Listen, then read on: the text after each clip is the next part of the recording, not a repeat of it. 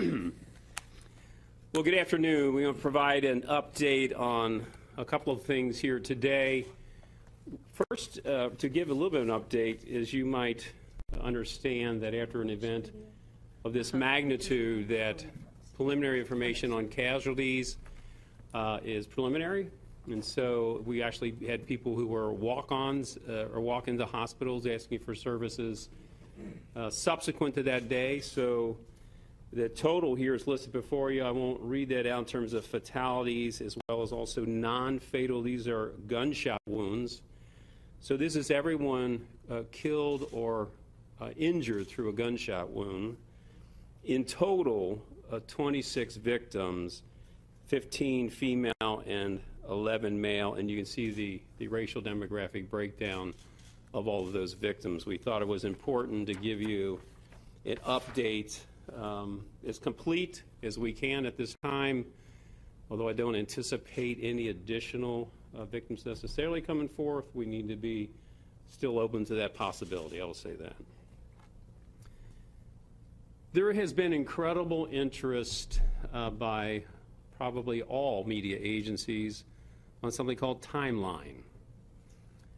And I was asked a number of questions in really middle of last week about, can I confirm this video coverage of the individual with inside of Blind Bob's? And the fact that these folks were together, all three, the assailant, his sister, and his companion. And I made it very clear at that time that's relevant in terms of a point in time, but that's not really our biggest concern. Our concern was once they separated, then what happened, and what was that time frame? We now can fill that in. So you see right now, we are able to confirm the arrival of those three individuals in a vehicle that was parked behind in the Tie 9 parking lots. You know where that's at, I assume, most of you.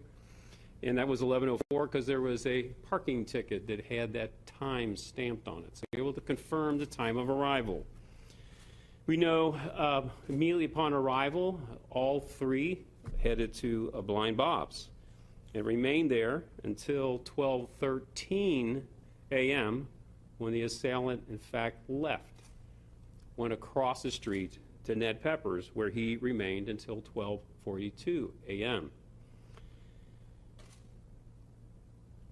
He then goes back to the parking lot and then spends, this is back to Tie 9 where the vehicle's at, and he spends the next 8 minutes gathering content out of the trunk of that vehicle, in which he has also now changed attire. He has a very heavy backpack that he is carrying. He then goes to the rear behind Newcomb's and the Hart Mercantile location, and he is there for about 9 minutes. And it's at that point there's physical evidence. Not only is there video evidence, there's physical evidence to confirm that he was at that location, and we'll give you that detail in this presentation. And then at 1:04 a.m. he emerges behind the alley, and that's when the shooting begins. So this slide here is obviously an overhead view of the Oregon district where this incident occurred, covering all the way from the, if you look in the bottom left corner of this TV screen, that's the Tie 9 parking lot. So that's where the vehicle is parked. And now we will show you the path that all three took from that vehicle to Blind Bob's. That's this green line that shows their path of travel. All of this will be validated subsequently through video, and I'm going to ask Lieutenant Paul Saunders, who is the commander of Strategic Planning Bureau, who had a team of 6 people working on reviewing 250 gigabytes of video to try to determine path of travel, if we could identify the suspect and the assailant, his path of travel and time frames. The next blue line is when the assailant leaves Blind Bob's, goes across the street to Ned Pepper's, where he's there for roughly half an hour, and then goes east on 5th Street, down Jackson Street, and then west back through the alley where he had originally come the first time, but then turned to go up toward Blind Bob's when he was at that particular walkway. The next is his path of travel once he has obtained the weaponry, the backpack, his vest, this hoodie he put on. So this shows his path of travel from the parking lot back to the walkway right adjacent to Blind Bob's, where the shooting first begins and where 3 individuals were fatally wounded. Then across the street, there's additional victims along the north side of 5th Street, adjacent to and nearby Ned Pepper's, and there's another victim on the south side of the street in front of Tumbleweed. Correct, Tumbleweed. This now shows, this is the video that was obtained from multiple businesses. I won't try to name them all, but these are the video, recorded video that was obtained and documented this time frame, these paths of travel, and the activity most particularly when the assailant left the company of his sister and his companion. So I will now have Lieutenant Paul Saunders come up to the podium, and he will walk you through the video, some of which we may have to show more than once. I will warn you in advance, some of the video is rather grainy. Some has really good clarity. So the way we're able to say this is the assailant is based on timeline of other video and other data points. So we're absolutely confident, even though the image seems to be indistinguishable of who that is, that we are confident that this is in fact the assailant who is being tracked by video throughout this gap in time from the time he left his sister and his companion and began shooting. Afterwards, when you get a chance to see this, and if you need to kind of rewind and see the video again, if it's hard for you to, it's hard for me, I watched it a lot of times, sometimes it's hard for me to actually see the movement and the individual on the video, so if we need to do a rewind, we'll do it. We will make this publicly available, so you will have it. So with no further ado, Lieutenant Saunders, I'll bring you up. You're welcome. So, a couple, before we get going, kind of housekeeping. When you see the video, and it's on the small TV because of the quality, we have different sources of video from the surveillance cameras. To get the best quality possible, we decided to go on a smaller screen for you because it gets real grainy if we get onto a big screen. The timestamps on the individual videos are, everybody had their own timestamp on their security videos. So with the resources we had available, we tried to sync them as best we could. So the times at the top of the slides are what we're going by. We've highlighted in yellow the different, go back one more, Matt, sorry. The different viewpoints that we have. The lower left right here is a residence that highlights the Tie Line parking lot. This is the record store video, highlights the Tie Line parking lot. This is to the rear of Newcomb's. That's a very clear video. You're going to see that. That's one of our reference points. You'll understand what I'm talking about when we see some of the video that's very grainy. To the front is Blind Bob's. There's on the patio, and then there's on the front. We have Ned Pepper's video. We have video to the rear from the Hart Mercantile, and then the far right, top and bottom, are both Tumbleweed. Go ahead, go one more for me. So this first video is the Tie Line parking lot. This is a private residence. The highlighted yellow is a tree branch, but it's actually behind that tree branch is where the vehicle is. And you'll see the 3 people, that's going to be the shooter, his sister and friend. They're walking, so they're walking eastbound right now. Hold on a second, Matt. On the right-hand side for each of these slides, there's a thumbnail that shows the video that you're looking at, the camera viewpoint, and it will show the path, so to keep it in perspective and context. The next slide is going to be behind the Newcomb's parking lot, or Newcomb's in the alley. This is from their video. The video is very clear. You'll see that in a minute. This shows the three of them together. Please note the individual on the left is the shooter. He was wearing a shirt for most of the evening that has that very distinctive decal on the back that made it possible for us to identify him in several different video sources. Next. This is going to be a short clip of a video of Inside Blind Bob's. You're going to see the shooter enter from the patio. The sister and friend are still on the patio. He's going to speak with the doorman for a minute. He's going to exit. The time that we have on this is about 13 minutes after midnight. He leaves here in just a moment. You can go ahead and click next.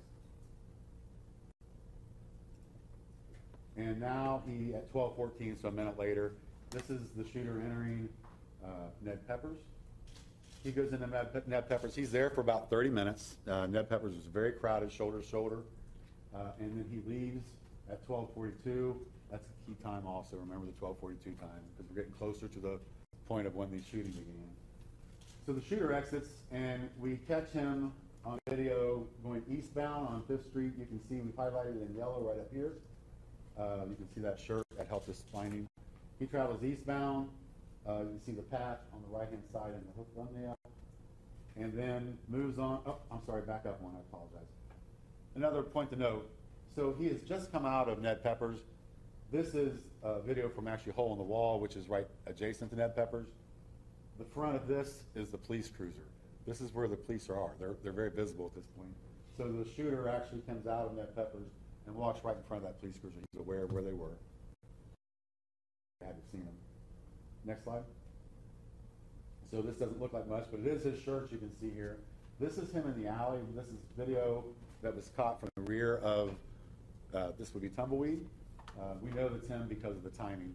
You'll see in the next couple slides where it's very clearly him. This is video next door. This is from Hart Mercantile, still in the alley. The shooter is now walking in the alley. You can barely see it, very grainy. He's walking eastbound. He's walking back towards the car at this point. And then this is behind Newcomb's, very clear video. When he comes across, he's still walking eastbound. You'll note that he's still wearing a t-shirt. He's still in shorts. There's no backpack. It's 12:45 right now. We know that at this point, he's heading back to the car. We catch him in the alley. This is from the record store on 5th Street. You're going to see him coming from the left to the right. So then we're going to switch over to the private residence camera. That's the one you saw in the very beginning. He's behind the car. If you were on a high resolution screen, you can see through this branch that there's movement. It appears that he's walking around the car. It appears that the trunk lid's coming open and shut. He's there for about 8 minutes. And you're going to see him when he exits. It's going to take a second here, but when the video, we sped it up so you don't have to wait 8 minutes. But when he walks out, you're going to notice the key thing here is he's no longer wearing a short sleeve t-shirt, and he's now wearing a dark hoodie, and he has a backpack. We'll get a better look at the backpack in a minute. I don't know if you can see the movement on here, but there is movement right around the car right there. And here he comes exiting. So now he's wearing the backpack. He's wearing a long sleeve shirt. The path on the right-hand side shows how he went. He's going to cut back over to the alley. Next slide. This is from the record store, so we can catch him cutting that same path right here. And part of this was just verifying at this point that he had no interaction with anybody else. Here he comes. He's coming out from between the dumpsters in the building, and he's going, the thumbnail shows the path that he's going. Let me go to the next slide. So this is the video that's right behind Newcomb's. He's going to come from screen right because now he's traveling eastbound, and you'll see that he has the backpack and he's in long sleeves, and the backpack is weighted down. It's not empty. So this is a key point here because, pause for a second, man. Thank you. On the thumbnail, you'll see that this camera view goes to the corner, which is this corner of this building. At this point, we lost him for about 9 minutes. We couldn't find him anywhere on the following video. Go to the next screen. So this is a viewpoint from Hart Mercantile, which should pick up, you'll notice right here, the opposite corner of that building. And you saw when he walked, we saw the image of him walking across the first time. We never could see him coming this way. The guys finally picked it up. Watch where we highlighted the screen here. We'll probably have to play this portion twice, but when you play it, you're going to see him dart around the corner. And there it is. Pause it and go back and play it one more time. I'll play it one more time for those of you who couldn't see it. But he shoots around that corner pretty quickly. He was behind the building, behind Newcomb's, for about 9 minutes. And there he goes again. So, click next for me, next slide. This is the viewpoint behind, this is where the corner he just went around. We have a pretty good idea what he was doing there because as he shoots up this alley, probably not the right turn, but eventually he does actually shoot up the alley. But he comes up this alley. We know that he was probably charging his weapon, loading the weapon up, because the next day, as we're processing the scene, approximately where that highlighted star is or where this placard is, there is an unspent round. It's damaged, like it had to be ejected because he didn't charge properly. So that was recovered. It was one of a 223 round matching what the shooter had. So we're pretty sure that as he was turning this corner, he was probably charging his weapon. He had to probably recharge it. And the next video is going to show the reason why we think that as he was traveling up this alley is when he began shooting. So this is another one that we're going to have to show twice, and I'll tell you when, Matt, in a second. Because the first thing you're going to notice is the people. That's going to tell you when you actually have rounds coming down range. Then we're going to replay it, and I want you to follow the line that we've superimposed, and that'll show when the shooter comes through here. It's hard to keep track of both of them, but you're going to notice after you see when they start moving that the shooter doesn't actually enter the frame until after that happens. So this is the patio for Blind Bob's. Go ahead and click play for me, Matt, please.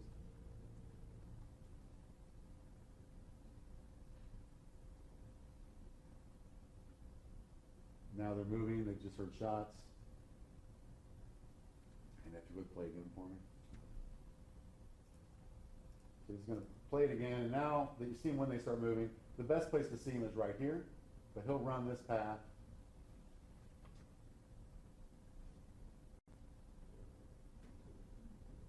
So then there he goes. And we know that he's been firing. Go ahead and pause for a second. Because just past this umbrella is the taco stand on 5th Street.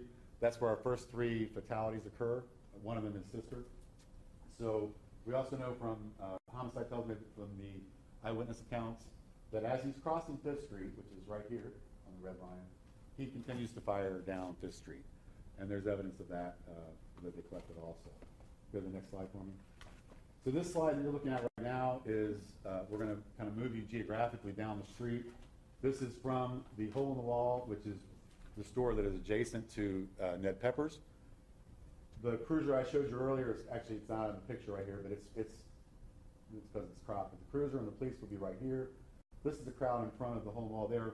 When the video starts, they are reacting, shots fired, and you're going to see the first response of the officers. And hit play for me. So they've obviously just heard the gunfire. The first officer coming around this corner you're going to see will be Officer Rolfus, I believe. Followed by, I believe, Officer Denlinger. The remainder of them will come out, will fan out right here. And you can see when, and this might stutter on me because this video does, but I didn't this time. So they're engaging right now. So this is the officers, and because later on you can barely see these guys from the shot that we have. And I wanted to start off because that was the first response. So the next slide is now from Ned Pepper's, and this is now angling to the west. So the shooter is up the street. He's crossed 5th Street. He's been shooting downrange or down 5th Street. The officers are reacting. You saw Officer Rolfus. You're going to see him again. He's going to come up in this portion of the screen. We have had to redact some of this just because there's some sensitive material on there that we didn't think was good for the public. But you're going to get a pretty good idea of the path of the shooter and the first response of the officers. You're going to see Officer Rolfus kind of come up here, and you'll see on the right-hand side the path of Officer Rolfus approximate. So he's engaging right now. That was the shooter that just went by. So Officer Rolfus came up, and then he has now just responded back. You want to play that again? I thought you might. So Matt can play it again for me. So, and I put my hand over the probably. There's Officer Rolfus that was right in the middle there. There's the shooter coming by. So he was engaged there. So we're going to go to the next slide, which is still going to be from, this is from Ned Peppers. This will be the end of this scene. So the first slide of officers I showed you was the officers all fanning out. So they're all up here. So next door is hole in the wall. This is Ned Pepper's front door. You just saw down here Officer Rolfus engaging the shooter as he was running on the sidewalk. So you're going to see the shooter continue to run right here, and it's going to end right here. Can you play for me?